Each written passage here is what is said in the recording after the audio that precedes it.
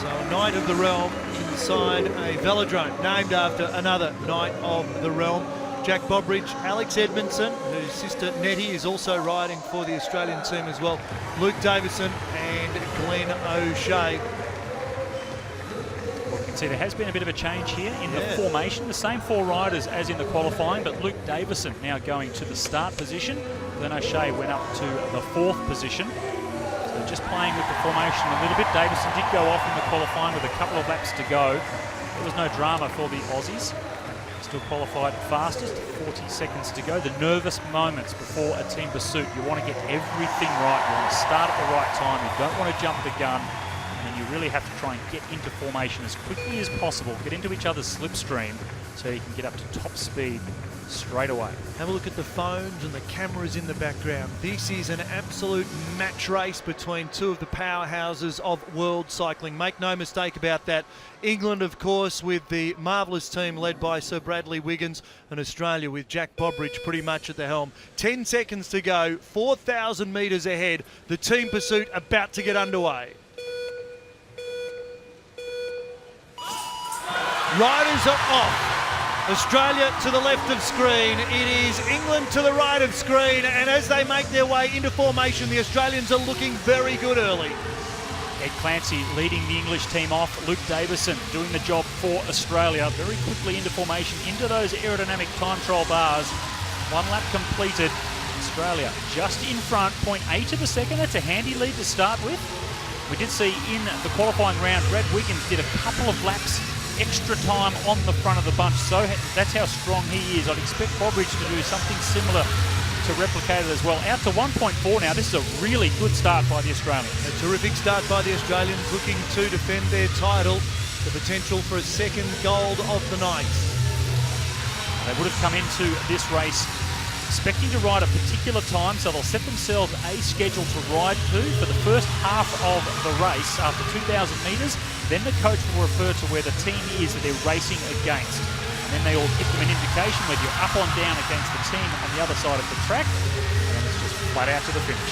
So the Australians out to nearly 1.5 seconds. The coach just taking that stride to the left or the right of the finish line as an indicator. Pure body language, whether you're in front or behind, whether you're on track or not. Well, that was perfect there. Just the split screen. You can see both coaches standing past the start-finish line, indicating that both teams are up on the predetermined schedule. 1,500 metres travelled, and the Australians nearly with a 2-second advantage. They are looking very crisp as they head down the back straight, the Australians. Davison on the front, then it's Alexander Edmondson, Jack Bobridge and Glenn O'Shea. Heading towards the halfway mark. This is England. Wiggins has had time on the front and now slots in. Wiggins currently sitting 2nd wheel at this stage, and you expect him to take a big turn at the halfway mark. The Australians leading by over 2 seconds now. This is looking good, but they've lost a rider. Well, the Aussies down to 3 at the halfway point. They do have a handy lead, but it's still a long way to race. So the Australians will have to do it as 3. With the inside of 2,000 metres now confronting the boys in green and gold. The heart is racing, the legs starting to burn, and a gold medal up for grabs. 2,500 travelled, and the margin is still over 2 seconds. I was concerned there, Slot, as it came back to 1.8, now back out to 2 seconds. Bradley Wiggins swung up, gone to the back of the track, the back of the English team. Jack Bobridge doing a sterling job for the Australians. Glenn O'Shea and Alexander Edmondson. That's the 3 that are out there on the track now. They've lost Luke Davison. Edmondson on the front now. Glenn O'Shea comes to the front. Next one will be Jack Bobridge after that. Look for the split. The split at the moment. The English aren't even in frame. It's now nearly out to 3 seconds. These 3 riders are contributing a superhuman effort for Australia to defend their title, to go back-to-back with Commonwealth Games gold in the men's 4,000 metre team pursuit as we head towards the final couple of laps. Well, Glenn O'Shea now, born in Swan Hill, now lives in Adelaide, spent a lot of time where I'm from in Bendigo. He swings up, goes to the back of the 3 riders. Tim Decker, the coach there at the bottom of the screen, just screaming at the boys to keep going. Very handy lead now. I can't see the Australians getting beat. The English are down to 3 riders as well. We are into the final stages of the 4,000 metre team pursuit. There is the bell. Tim Decker urging the team on. 250 metres to go for the Australians. They will form up. They're in the same straight as the English now. This is an absolute demolition by the Australians. They'll form up to cross the line. They have dominated here. A games record for the Australians to go back-to-back in the men's 4,000 metre team pursuit. A second gold medal for Australia on the track at the Sir Chris Hoy Velodrome. And the Aussie flags are up. The Aussie crowd is up. And the Aussie coaches high five. Congratulations to the men's 4,000 metre team pursuit. And the celebration starts. Well, you can see looks of surprise on the faces of the Aussie boys. They were expecting or hoping to go for the gold medal and take it. That time, that's extraordinary. Fantastic performance. Round of applause all round for the Australian team. What a stunning result, because they were the 2 fastest teams coming in. They had just travelled under the 4 minutes on the way in, and then a games record for the Australians. A marvellous effort. The games record had been held from India. The Australians had it, and now they have got it again. The world record held by Great Britain, but the Commonwealth Games record for the Australians, and what a marvellous effort.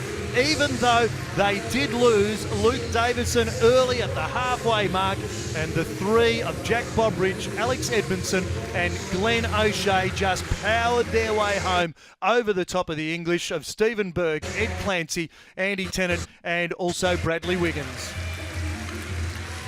Well, it's a gold night at the Velodrome. What a fantastic way to start the 20th Commonwealth Games. Gold medal to Anna Mears, our flag bearer, and now the team pursuit boys. The team pursuit always represents the real squad. There's so much time and effort goes into putting 4, 5, 6 riders through months of preparation and training. It's really paid off here. Alexander Edmondson, world individual pursuit and team pursuit champion this year. He adds a Commonwealth gold medal to the total as well. So Bradley Wiggins there now off the bike and unable to add a gold from the Commonwealth Games to his Olympic gold medals and his Tour de France title as well. So the English team will have a level of disappointment, no doubt about it. And in the end, the Australians just too dominant. What I know about Brad Wiggins is we see the boys coming together. Congratulations all round to the best team pursuit riders in the world. This sort of defeat, though, gets me a little bit concerned about Brad Wiggins. He loves a challenge, and being beaten by the Aussies here, I'm sure he's going to put another couple of very solid years of training together towards the Rio Olympics. Tim Decker, coach of the lads, he's worked with so many of these guys right through the junior years. He was the junior coach for the national team. Now he's the senior and elite coach. So he's known these riders for a very long time. Kevin Tabata is the performance manager of the high performance program for Australian cycling. And we talk about the buoyancy that the Australian team, and I'm not just talking about the cycling team, the Australian team in general, with the flag bearer Anna Mears securing gold, and now these boys have also snatched a second gold medal, and they have absolutely demolished the English on the way through. So the Australian team in general terms, the hundreds here for the Australian team, will also take a wonderful feeling out of this. Tim Gossage is downstairs, right in the middle of the velodrome, and Tim, you've got 4 gold medalists with you, and it looks like they're about to chat.